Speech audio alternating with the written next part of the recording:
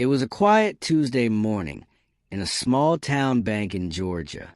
The lobby smelled like old coffee and polished wood. A few customers stood in line. Behind the counter, a young banker named Tyler. Crisp white shirt, expensive watch, the kind of smile that says, "I'm better than this job," was counting down the minutes until his lunch break. Then she walked in, 90 years old. Black woman, small frame, gray hair neatly pinned, wearing a simple navy dress and sensible shoes.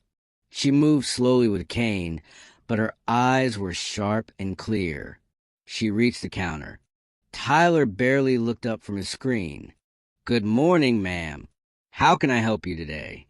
She smiled, warm, polite, the way people used to smile when manners mattered.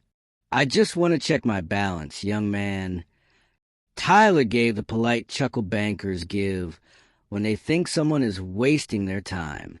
"Sure thing. Account number?" She slid a folded piece of paper across the counter. Tyler opened it, typed the number. Then he laughed, not a polite laugh. A real short, dismissive laugh. "Ma'am, this can't be right. You sure this is your account?" She nodded calmly. "I'm sure."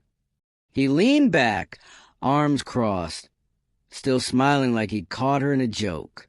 "Ma'am, this account has, well, let's just say it's not possible for someone like you to have." He stopped mid-sentence because the screen had finished loading, and the balance stared back at him. $47,892,316.74. Tyler's smile vanished. His mouth opened, closed, opened again. He blinked hard, looked at her, looked at the screen, looked back at her. The lobby went quiet. Every customer, every teller, every security guard, they all felt the air change because the woman standing there, the 90-year-old black woman in the simple dress, wasn't just anybody. Her name was Evelyn May Carter, and she was richer than almost everyone in that building combined. My name is Evelyn May Carter. This is the story of the day a young banker laughed at me until he saw the millions my late husband and I built together, dollar by quiet dollar, over 70 years. If you've ever been looked down on because of your age, your skin, your clothes, or the way you speak, if you've ever waited for the moment when someone who thought they were above you finally saw the truth, stay with me, because what happened next wasn't just about money. It was about dignity and the quiet power of never needing to prove anything until you decide to.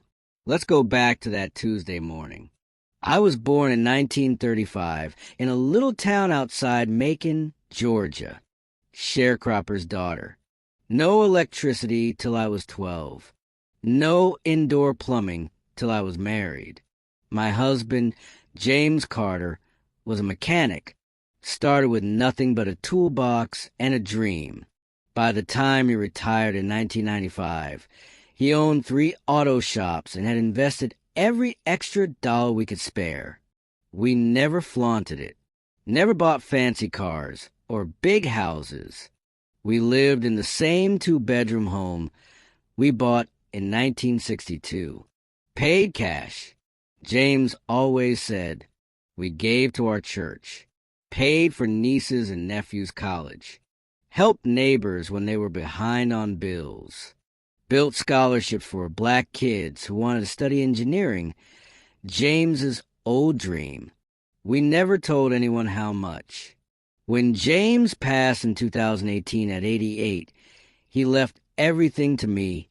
No fanfare, no press release, just a trust, a few investment accounts, and the instruction: keep it humble, Evie, and keep helping. I did. I still clean my own house, still shop at the same grocery store, still say yes ma'am and no sir, and I still go to the same bank, The one James opened our first account at in 1958. That's where I met Tyler. Tyler was new, early 30s. Transferred from Atlanta. Thought small-town banking was beneath him. I'd been going to that branch for decades. The older tellers knew me. They never asked questions. They just smiled, pulled up the account, and let me see what I needed to see. Tyler didn't know me.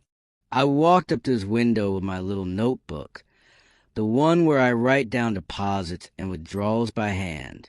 I just want to check my balance, please. He glanced at me, really glanced, and gave that chuckle. Account number, ma'am? I slid the paper over. He typed it in. Then he laughed, short, sharp, like I told a bad joke. Ma'am, this number has too many zeros. You sure this is yours? I looked at him calmly. It's mine. He leaned back, arms crossed, still smiling. Look, I don't want to embarrass you, but accounts like this don't usually belong to... He stopped because the screen had refreshed, and the balance stared back. $47,892,316.74. His smile vanished like someone flipped a switch. His mouth opened, closed, opened again. He blinked hard, looked at me, looked at the screen, looked back at me. The lobby had gone quiet. The other tellers noticed. They leaned over counters. Customers turned. Tyler's hand started shaking on the keyboard. Ma'am, I think there's been a mistake. I smiled, gentle, the way I always do. No mistake, young man. That's my balance. He swallowed hard. I need to get manager. I nodded. You do that. The moment Tyler's eyes locked on the screen, everything shifted. He blinked once, twice. His mouth opened slightly, not to speak, but just open, like the air had been sucked out of him. I stood patiently on my side of the counter, cane resting lightly against a marble edge, hands folded over the handle. I've lived long enough to know what silence feels like when it's heavy with something unsaid. Tyler's fingers hovered over the keyboard. He swallowed hard. The color drained from his face. So quickly, I thought he might faint right there. His voice cracked on the first syllable. He cleared his throat, tried again. Ma'am, this balance can't be right. I tilted my head just a fraction. It's right. He looked at the screen again, as though maybe the numbers would rearrange themselves into something more believable. $47,892,316.74. He stared so long the screensaver almost kicked in. Around us, the lobby had gone unusually quiet. The low hum of conversation died away. Other tellers glanced over. The man waiting in line for the ATM turned his head slowly. Even the security guard by the door shifted his weight. Curious. Tyler finally looked up at me. Really looked. Not at my dress, not at my cane, not at my gray hair. At me. His lips moved, but no sound came out at first. Then very softly, almost to himself. How? I smiled. Small, gentle. The same smile I've given people my whole life when they finally see what's been there all along. 70 years of quiet saving, young man. A good husband who worked hard. A little luck. A lot of discipline. And never spending more than we had. He blinked again. But you clean houses. I nodded. I do. And I've been doing it since 1958. Started when my James was overseas in Korea. Kept doing it after he came home. Kept doing it after he passed. Because I like to stay busy and because it reminds me where I came from. The lobby was dead silent now. Tyler's hands were shaking slightly on the counter. I'm so sorry, ma'am. I didn't mean. I raised one hand gently. You laughed because you saw an old black woman in a plain dress. You didn't see the woman who buried her husband, raised 3 children, paid for their college, helped her grandchildren buy their first homes, and gave millions away without ever asking for a thank you. I paused. That's all right. Most people don't see it. Until they do. I tapped the counter lightly with one finger. Now, may I have my balance printed, please? He nodded fast, too fast.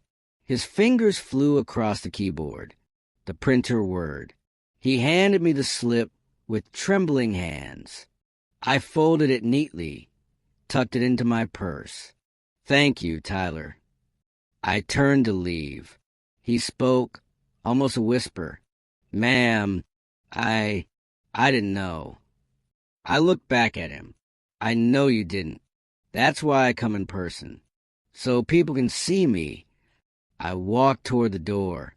The security guard, a man in his 50s who'd been there almost as long as I had, opened it for me.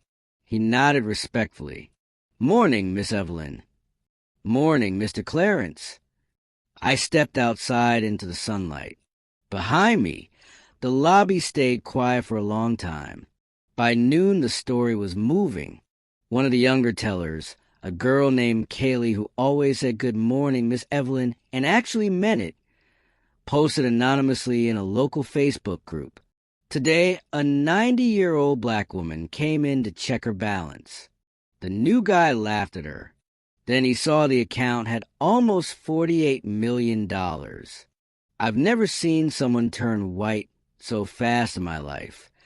She didn't name names. Didn't need to. Someone else in the bank took a photo of Tyler's face right after, pale, stunned, mouth open, and sent it to a friend.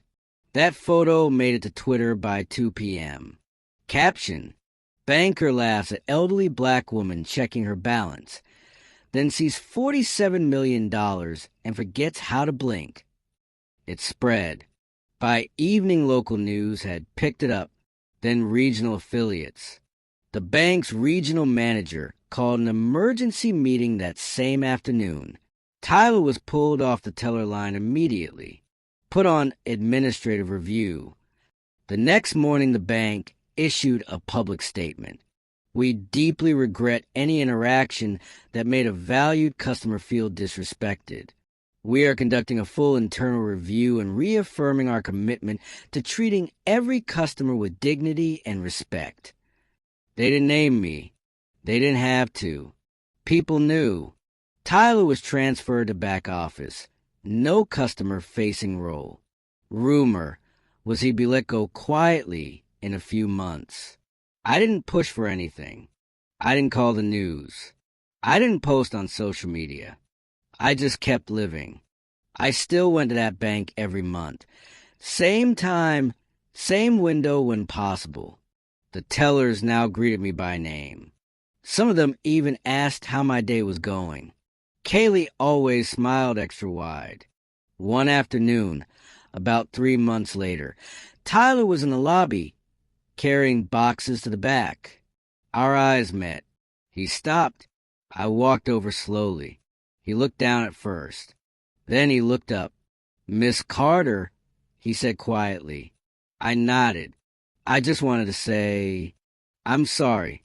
I was wrong. I judged you by what I saw, and I was completely wrong. I studied his face. He was younger than I'd realized.